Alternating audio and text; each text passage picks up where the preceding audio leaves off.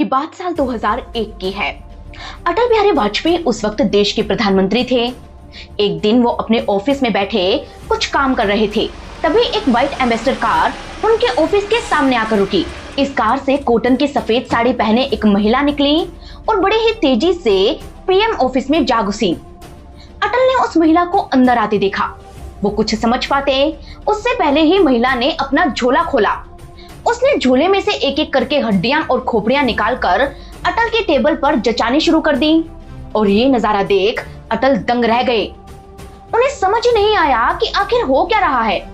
लेकिन इस महिला को वो कुछ भी नहीं कह सकते थे, क्योंकि ये कोई साधारण महिला नहीं थी, बल्कि इनके दम पर एनडीए की सरकार चल रही थी।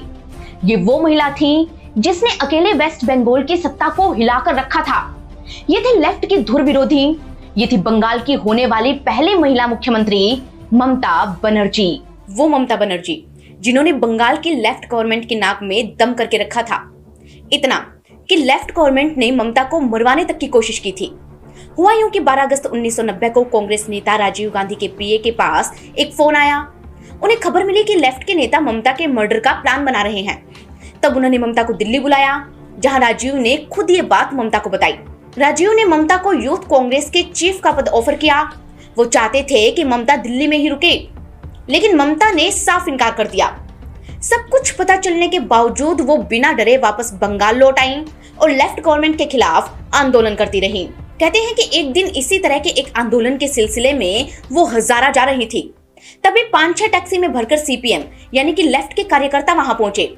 उनके हाथों में लाठी डंडे थे। उन्हें देख आसपास के लोग घबरा गए। कोई कुछ समझ पाता इससे पहले उन्होंने ममता बनर्जी की टैक्सी रोक ली। उन्होंने ममता को नीचे उतारा और उनके सर पे रोड से लगातार वार किए, इतने कि ममता बेहोश हो गई। और जब वो होश में आई तो उन्होंने खुद को हॉस्पिटल में पाया। ममता का पूरा शरीर खून से लथपथ था। उनके सिर पर काफी चोटें आई थीं। उनका जिंदा बचना डॉक्टर्स के लिए भी किसी चमत्कार से कम नहीं था। लेकिन लोग तब दंग रह गए जब इतनी गहरी चोट के बावजूद वो सर पर पट्टी बांधकर कांग्रेस की रैली में जा पहुंची। जी हाँ, उस वक्त ममता बनर्जी कांग्रेस की एक कार्यकर्ता थी, लेकिन उनकी हिम्मत ने उन्हें रातों रात एक साधारण पार्टी वर्कर से एक फेमस लीडर बना दिया। हालांकि यहाँ से तो सफर शुरू हुआ था। ममता को अभी बंगाल का सीएम बनना था, इसलिए वो लगातार लेफ्ट सरकार का विरोध करती रही। और उस दिन भी वो लेफ्ट गवर्नमेंट को बर्खास्त करने की डिमांड लेकर ही वाजपेयी के ऑफिस पहुंची थी। कहते हैं कि तब वेस्ट बंगाल के एक गांव में टीएमसी के 11 पार्टी वर्कर्स मारे गए थे और ममता ने इसके लिए लेफ्ट यानी कि सीपीएम को जिम्मेदार ठहराया। उस वक्त बंगाल में लेफ्ट की सरकार थी और सीएम थे बुद्धदेव भट्टाचार्य। ममता मारे गए अपने कार्यकर्ताओं की हड्डियां लेकर ये दिखाने आई थी कि भट्टाचार्य के लोगों ने क्या किया है। वो चाहते थे कि उनकी सरकार को तुरंत बर्खास्त किया जाए। ममता बहुत गुस्से में थी और उनका गुस्सा कितना खतरनाक था ये जग जाहिर था। इसीलिए अटल भी कुछ नहीं बोले। उन्होंने ममता की बात सुनी, उन्हें मदद का भरोसा दिया, उन्हें शांत करके बंगाल वापस भेजा। वो ममता से उलझना नहीं चाहते थे, क्योंकि इससे बड़े उलझन से वो पहले से ही परेशान थे। ये उलझन थी एक और आयरन लेडी जिनका नाम था जयललिता। जयललिता माने तमिलनाडु की मुख्यमंत्री। वो जयललिता जिन्होंने खुद एक वोट से अटल की सरकार गिराई थी। उन्होंने अब क्या किया था? जयललिता ने लिया था बदला अपने धुर विरोधी और तमिलनाडु के एक्स सीएम करुणानिधि से। और ये बदला इतना भयानक था कि पूरे देश में इसके चर्चे हो रहे थे। सरकार से सवाल पूछे जा रहे थे। हुआ यूं था कि जयललिता थी साउथ की एक्ट्रेस जो कुछ सालों से तमिलनाडु की राजनीति में एक्टिव थी। जब वो महज एक एमएलए थी तब द्रविड़ मुनेत्र कड़गम यानी डीएमके के नेता एम करुणानिधि तमिलनाडु के मुख्यमंत्री थे। 25 मार्च 1989 की बात है। तमिलनाडु में असेंबली सेशन चल रहा था। करुणानिधि बजट पेश करने वाले थे कि तभी जयललिता सीट से उठी और उनका विरोध करने लगी। जयललिता चाहती थी कि करुणानिधि उन पर लगाए गए केस हटाएं, लेकिन इसी बीच उनके किसी समर्थक ने करुणानिधि पर फाइल फेंक कर मारी। ये फाइल लगी करुणानिधि की आंख पर और उनका चश्मा टूट गया, जिसके बाद करुणानिधि के एमएलए आपा खो बैठे और वो जयललिता पर टूट पड़े। उन्होंने जयललिता की साड़ी फाड़ डाली, उनके साथ बदसलूकी की और उन्हें सर पर थप्पड़ मारे। उस दिन जयललिता जैसे तैसे जान बचाकर विधानसभा से बाहर आई। अंदर जो कुछ भी हुआ उसने उन्हें झकझोर कर रख दिया। उनकी आंखों में आंसू थे, लेकिन वो टूटी नहीं। उन्होंने कसम खाई कि अब वो मुख्यमंत्री बनकर ही विधानसभा में कदम रखेंगी। इसके बाद उन्होंने ग्राउंड पर अपनी पकड़ बनाई, शांति से अपनी बारी का इंतजार किया। इलेक्शन जीतकर सरकार बनाई और इसके बाद लिया बदला। 29 जून 2001 रात के करीब 1:30 बजे चेन्नई पुलिस आधी रात को अचानक करुणानिधि के घर पहुंचती है। पुलिस ने घर का दरवाजा खटखटाया नहीं बल्कि तोड़ डाला और तेजी से घर के अंदर जा घुसी। वहां उन्होंने सोते हुए करुणानिधि को बिस्तर से घसीटकर नीचे उतारा और उन्हें पीटते हुए थाने ले जाने लगी। उन्हें बचाने के लिए सेंट्रल मिनिस्टर मुरासोली मारन बीच में आए, लेकिन पुलिस ने उनसे भी बदसलूकी की और उनको भी अपने साथ थाने ले गई। पुलिस का कहना था कि करुणानिधि को 1996 में हुए फ्लाईओवर घोटाले में आरोपी होने के कारण अरेस्ट किया गया है, लेकिन जिस तरह से उन्हें अरेस्ट किया गया था उससे हर किसी को समझ में आ गया कि ये सब अम्मा माने जयललिता से पंगा लेने का नतीजा था। दरअसल करुणानिधि को अरेस्ट करने के लिए पूरी प्लानिंग की गई थी। पुलिस ने उनके घर आधी रात को छापा मारा। वो किसी से मदद ना मांग पाए इसलिए टेलीफोन लाइन ने काट दी। उन्हें तमीज से ले जाने के बजाय बकायदा उन्हें घसीट कर ले जाया गया और हद तो तब हो गई जब इस पूरी घटना के लाइव फुटेज टीवी पर चलते रहे।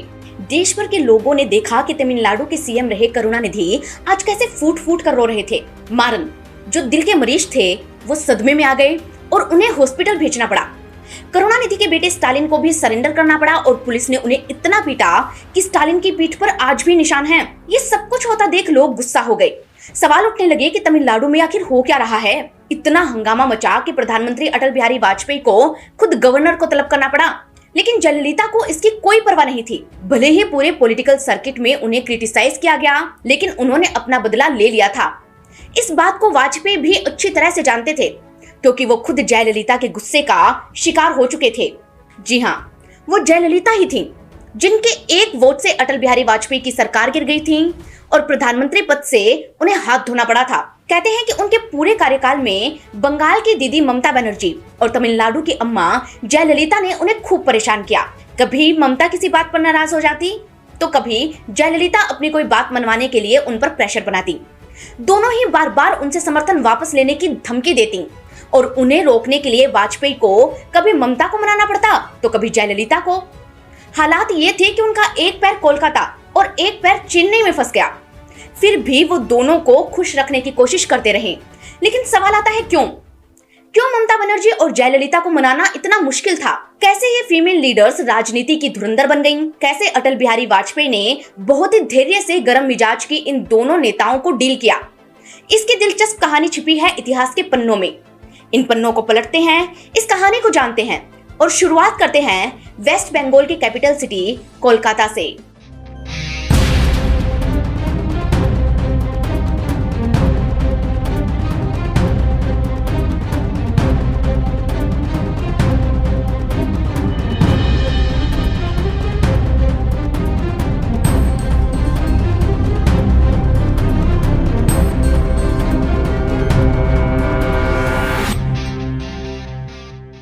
देश की राजधानी दिल्ली से करीब 1500 किलोमीटर दूर ईस्टर्न इंडिया में हुगली नदी के किनारे बसा है कोलकाता। यह शहर भारत के महत्वपूर्ण राज्य पश्चिम बंगाल की राजधानी है, जो फेमस है अपने बंगाली कल्चर, लजीज मिठाइयों, खूबसूरत मॉन्यूमेंट्स और बंगाली साड़ियों के लिए। ब्रिटिश एरा में कोलकाता भारत के ट्रेड का इंपॉर्टेंट हब था और आज ये देश के साथ साथ बंगाल की राजनीति का भी सेंट्रल पॉइंट है। और इसी शहर से कहानी शुरू होती है ममता बनर्जी की। 5 जनवरी 1955 कोलकाता के सरकारी कॉन्ट्रैक्टर प्रोमिलेश्वर बनर्जी और गायत्री देवी के घर ममता का जन्म हुआ। अपने 6 भाई बहनों में ममता सबसे ज्यादा इंटेलिजेंट थी, इसीलिए पिता ने भी उन्हें खूब पढ़ाया। सिर्फ 15 साल की एज में ममता ने राजनीति में एंट्री की, लेकिन ठीक 2 साल बाद ही उन्होंने अपने पिता को खो दिया। इसके बाद घर में पैसे की कमी हो गई, उन्हें गांव की अपनी जमीन बेचनी पड़ी। लेकिन ममता ने पढ़ाई नहीं छोड़ी और बीए हिस्ट्री ऑनर्स लॉ के साथ साथ इस्लामिक हिस्ट्री में भी एमए किया। वहीं 1970 में उन्होंने कांग्रेस ज्वाइन कर ली। कई सालों तक ग्राउंड वर्क करके ममता ने पार्टी में अपनी पकड़ को मजबूत किया। इसके बाद जब इलेक्शन लड़ने का चांस मिला तो वहां पर भी किस्मत ने उनका साथ दिया। हुआ यूं कि कांग्रेस ने उन्हें इलेक्शन लड़ने का टिकट दिया जादवपुर से। जादवपुर उन दिनों सीपीएम का गढ़ माना जाता था। सोमनाथ चटर्जी वहां अंगद की तरह डटे हुए थे, इसलिए कांग्रेस का कोई भी नेता जादवपुर से इलेक्शन लड़ने के लिए तैयार नहीं था। ममता बनर्जी माई अनफॉरगेटेबल मेमोरीज में ममता लिखती हैं कि 1984 में जब चुनावों का ऐलान हुआ तब कांग्रेस लीडरशिप ने कई बड़े नेताओं से कहा कि आप जादवपुर से लड़ो, लेकिन कोई नहीं गया। आखिरकार मेरे सामने ये ऑफर आया। मैं भी असमंजस में पड़ गई कि पहला चुनाव और वो भी जादवपुर से। तब विष्णुपुर से हमारे सहयोगी राशिद गाजी मेरे पास आए और बोले कि जादवपुर के लोग आपको चाहते हैं, आपको आना चाहिए। ममता लिखती है कि उन्हें जीत का भरोसा तो नहीं था, लेकिन वो ठान चुकी थी कि वो सोमदा को कांटे की टक्कर देंगी। उन्होंने चुनाव प्रचार में पूरी जान झोंक दी, जिसका नतीजा ये रहा कि उन्होंने लाल पार्टी को उन्हीं के गढ़ में 19,000 वोटों से हराया। पूरे देश में कोई मानने को तैयार ही नहीं था कि जादवपुर से सोमदा हार गए हैं, लेकिन 29 साल की एक लड़की ने लेफ्ट का बरगद हिला दिया था। हालांकि ये तो बस शुरुआत थी। ममता बनर्जी लेफ्ट की हर गलती पर जोर शोर से बवाल काटती थी। इससे धीरे धीरे लेफ्ट की इमेज डाउन होने लगी। ममता खुद लिखती हैं कि उन्होंने सरकार की नाक में दम कर रखा था, इसीलिए पुलिस वाले हमेशा उनके पीछे पड़े रहते थे। अगस्त 1990 में वो विष्णुपुर की सभा में स्पीच देने जा रही थी। तब पुलिस ने उनकी कार का पीछा किया। वो ममता की हर हरकत पर नजर रख रहे थे और मौका मिलते ही उन्हें अरेस्ट करने का प्लान था। लेकिन तभी ममता पार्टी ऑफिस पहुंची और वहां एक कार्यकर्ता को अपनी साड़ी पहना दी।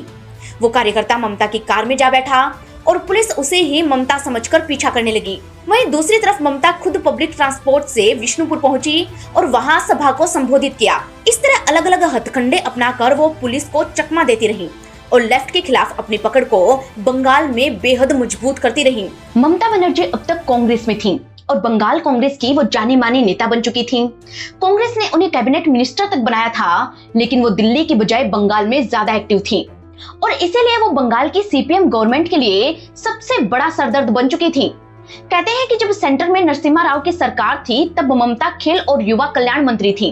उन्हें पता चला कि सीपीएम के पार्टी वर्कर ने नादिया जिले की एक लड़की से किया है। वो लड़की गूंगी बहरी थी और के बाद प्रेग्नेंट हो चुकी थी, लेकिन पुलिस ने उसकी रिपोर्ट नहीं लिखी क्योंकि मामला सीधे रूलिंग पार्टी से जुड़ा था। तब 7 जनवरी 1993 को ममता ने मोर्चा खोला। उस वक्त भी लेफ्ट की सरकार थी और बंगाल के सीएम थे ज्योति बसु। ममता उस लड़की को लेकर सीएम ऑफिस राइटर्स बिल्डिंग पहुंची और जब कोई मिलने नहीं आया तो वहां धरने पर बैठ गई।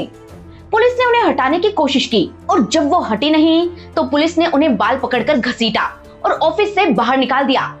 इस खींचतान में उनके कपड़े फट गए और उन्हें अरेस्ट कर लिया गया। आधी रात को उन्हें छोड़ा गया, लेकिन तब तक वो मीडिया में छा चुकी थी। एक मिनिस्टर होने के बावजूद उनके साथ इस तरह की बदसलूकी की गई, ये देख जनता में गुस्सा फैल गया और ममता के लिए लोगों के मन में सिंपैथी आ गई। बस फिर क्या था, ममता बनर्जी तेजी से सक्सेस की सीढ़ियां चढ़ती गई। मौत का डर उनके मन से खत्म हो चुका था। सीपीएम वाले उन्हें रोक नहीं पा रहे थे, इसीलिए वो बार बार हमला करते और हर हमले में ममता बच निकलती। इसी तरह एक अटैक उन पर 1996 में हुआ, जब वो अपने एक कार्यकर्ता से मिलने जा रही थी। तब सीपीएम वालों ने उनकी कार को घेर लिया और अंधाधुंध पत्थर बरसाने लगे। उन्होंने फायरिंग तक की, जिस वजह से कार का शीशा टूट गया और ममता की एक आंख में जा लगा। उनकी एक आंख की 20% रोशनी चली गई, लेकिन किसी तरह उस हमले में भी ममता बच गई। हालांकि उसके बाद ममता को डॉक्टर ने फूलों से दूर रहने के लिए कहा और यही कारण है कि आज भी बाकी नेताओं की तरह ममता बनर्जी फूलों के माला पहने आपको नहीं दिखेगी। खैर, वेस्ट बंगाल की खून भरी राजनीति में डटकर खड़े रहने के कारण ममता बनर्जी की इमेज आयरन लेडी वाली बन गई। लेकिन वाजपेयी से उनकी मुलाकात कब और कैसे हुई, इसके पीछे भी एक इंटरेस्टिंग स्टोरी है। 1996 की बात है। अटल बिहारी वाजपेयी भारत के प्रधानमंत्री बने, लेकिन 13 दिनों में ही उनकी सरकार गिर गई और फिर प्रधानमंत्री बने एचडी देवगौड़ा। कहते हैं कि तब ममता कांग्रेस की सांसद थी और उन्होंने देवगौड़ा की सरकार के खिलाफ अविश्वास प्रस्ताव पेश किया, लेकिन खुद कांग्रेस ने इसे वापस ले लिया, जिसके बाद कांग्रेस की खिल्ली तो उड़ी ही, ममता की भी खूब किरकिरी हुई। अब ममता गुस्से में थी और बीजेपी के लिए यह अच्छा मौका था उन्हें अपनी तरफ करने का। तब जॉर्ज फर्नांडिस ममता के दोस्त हुआ करते थे। वो अटल बिहारी वाजपेयी को ममता बनर्जी से मिलवाने ले गए। तब वाजपेयी ने ममता को कहा कि आप तो फायरिंग लेडी है, यानी कि अग्निगणना है, और ये टाइटल ममता को बहुत पसंद आया। इसके बाद ममता और अटल के रिलेशन अच्छे हो गए। अब आप सोचेंगे कि ममता कांग्रेस की सांसद ही तो थी, ऐसे में उनसे अच्छे रिलेशन करके बीजेपी को क्या फायदा था? तो फायदा था दोस्तों, क्योंकि सियासी हलकों में खबर थी कि ममता बनर्जी अपनी पार्टी बनाने वाली हैं। उनकी कांग्रेस में खटपट चल रही थी। कहते हैं कि उन दिनों सीताराम केसरी कांग्रेस के अध्यक्ष थे और उनकी ममता से बनती नहीं थी, इसीलिए 1998 के चुनाव में उन्होंने ममता और उनके समर्थकों को टिकट नहीं दिए, जिससे गुस्सा होकर ममता बनर्जी ने अपनी पार्टी बनाई, जिसका नाम उन्होंने रखा तृणमूल कांग्रेस। इस पार्टी का इलेक्शन सिंबल खुद ममता ने डिजाइन किया था। इलेक्शन में वो खुद कांग्रेस के खिलाफ खड़ी हुई। पहले ही बार में तृणमूल कांग्रेस को 7 सीटें मिली और वो वेस्ट बंगाल की दूसरी सबसे बड़ी पार्टी बन गई। अब कांग्रेस से गुस्सा होकर ही तो ममता ने टीएमसी बनाई थी, इसलिए यूपीए को वो अपना समर्थन नहीं दे सकती थी। यही कारण था कि उन्होंने बीजेपी के एनडीए के साथ अलायंस किया, जिससे खुश वाजपेयी ये नहीं जानते थे कि आगे ममता को मनाते मनाते उनके पसीने छूटने वाले हैं। खैर, ममता अटल की खींचतान की कहानी हम आपको बाद में सुनाएंगे, लेकिन उससे पहले बात करते हैं एक और आयरन लेडी की, जिनका नाम था जयललिता। जयललिता की राइज और एनडीए के साथ उनके अलायंस की कहानी भी कमाल की है, जिसे जानने के लिए चलिए हमारे साथ सिटी ऑफ सैंडलवुड मैसूर की तरफ। 24 फरवरी 1948 मैसूर के मेलूरकोट गांव में जयललिता के पिता का जब देहांत हुआ तो वो सिर्फ 2 साल की थी। घर चलाने के लिए उनकी मां वेदवल्ली ने तमिल फिल्मों में काम करना शुरू किया। उन्होंने अपना नाम बदलकर संध्या रखा और बेटी जयललिता को नाना नानी के पास पढ़ने के लिए बेंगलोर भेज दिया। जयललिता का एडमिशन यहाँ के बिशप कॉटन स्कूल में हुआ। वो पढ़ाई में काफी अच्छी थी, पढ़ लिख कर वकील बनना उनका सपना था, लेकिन घर के हालात ऐसे थे कि माँ की तरह उन्हें भी फिल्मों में काम करना शुरू करना पड़ा। माने एक्ट्रेस बनना जया का ड्रीम नहीं था, फिर भी जब वो पर्दे पर उतरी तो उन्होंने धूम मचा दी। एक के बाद एक कई शानदार फिल्मों के ऑफर उन्हें मिलने लगे। उन्होंने उस दौर के तमाम साउथ इंडियन सुपरस्टार्स जैसे शिवाजी गणेशन, जयशंकर, राजकुमार, एनटीआर और एमजी रामचंद्र यानी एमजीआर के साथ काम किया। जयललिता ने एक के बाद एक 140 फिल्में की। अपनी फिल्म पट्टिकाडा पट्टनामा के लिए उन्हें नेशनल अवार्ड भी मिला। जया अपने करियर के पीक पर थी। एमजीआर के साथ उन्होंने बहुत सी फिल्मों में काम किया था, इसीलिए दोनों में अच्छी दोस्ती भी हो गई। यही वजह थी कि जब एमजीआर राजनीति में आए तो जया को भी साथ ले आए।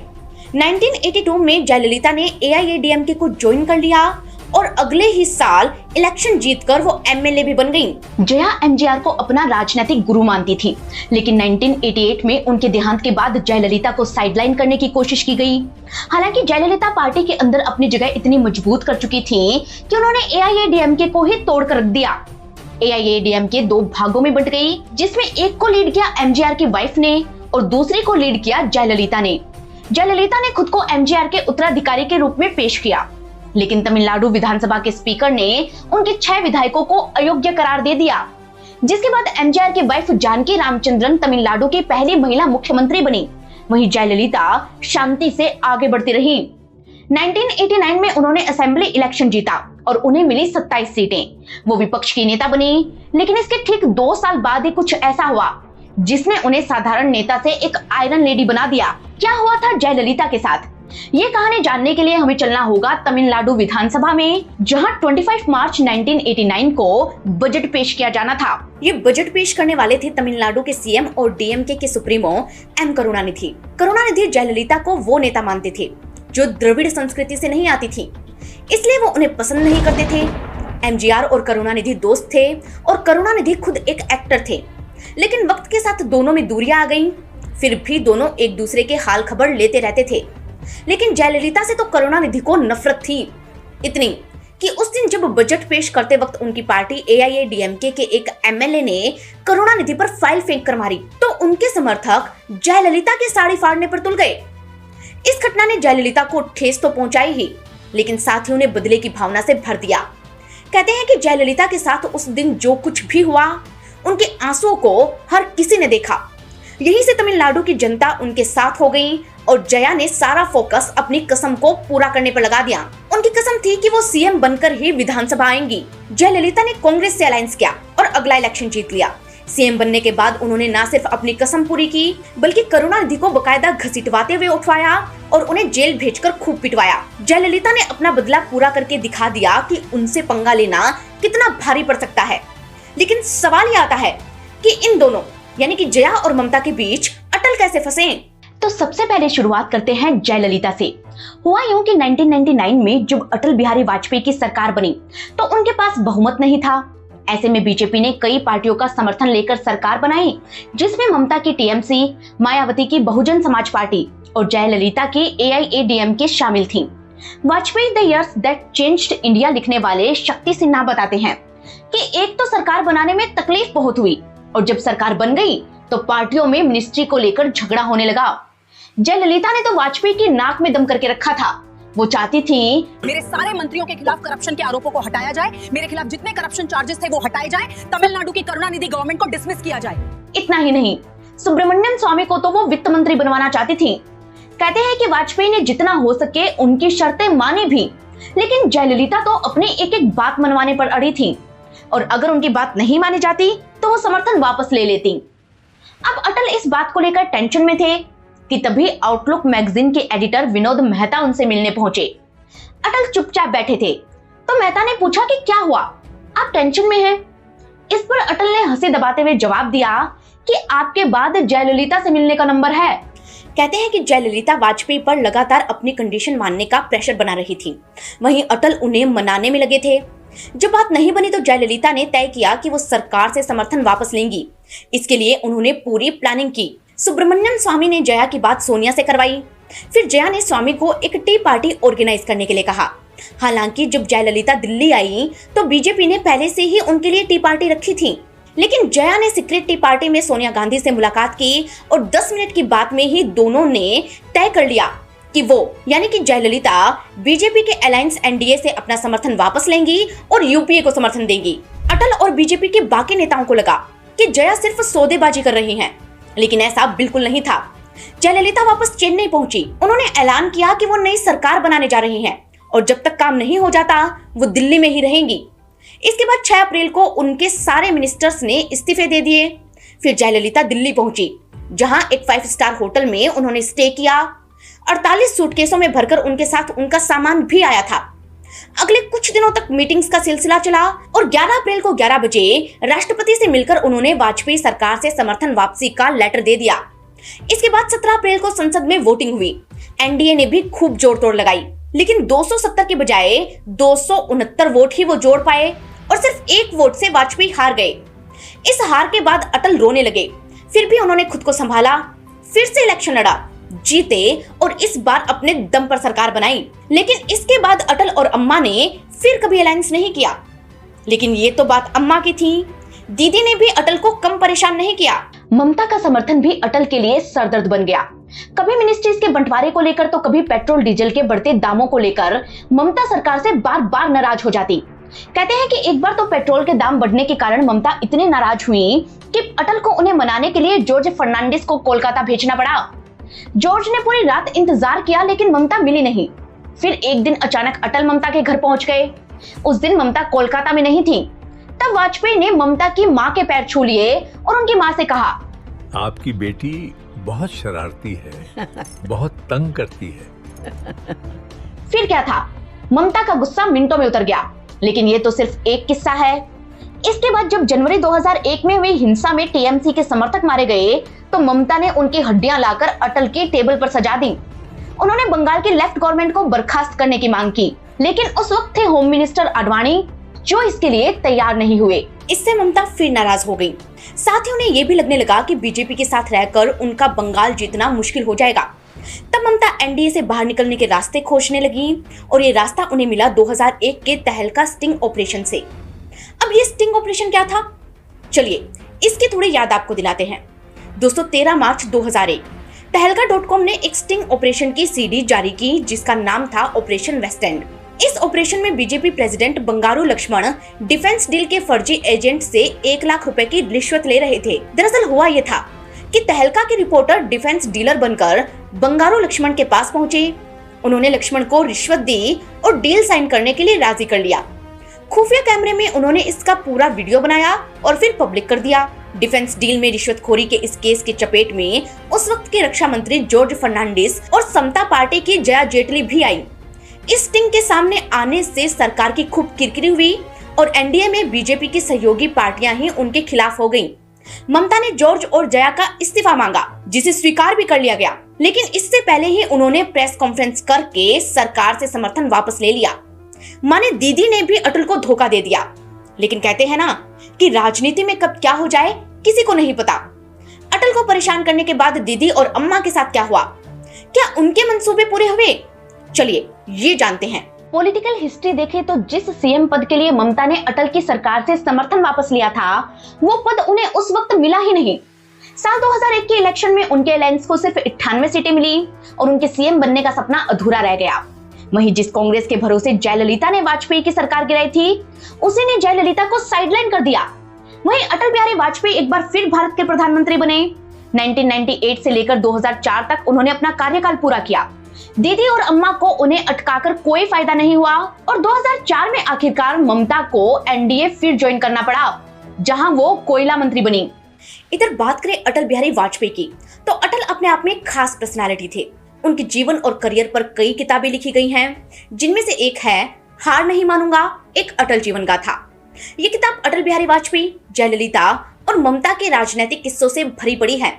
इस किताब में ऐसी कई कहानियां और किस्से हैं जो बताते हैं कि कैसे कभी जयललिता तो कभी ममता बनर्जी को मनाते मनाते अटल थक गए थे, लेकिन हार नहीं मानी। जब 13 दिन की उनकी सरकार गिर गई तो उन्होंने दोबारा इलेक्शन लड़ा, वो जीते और देश के प्रधानमंत्री बने।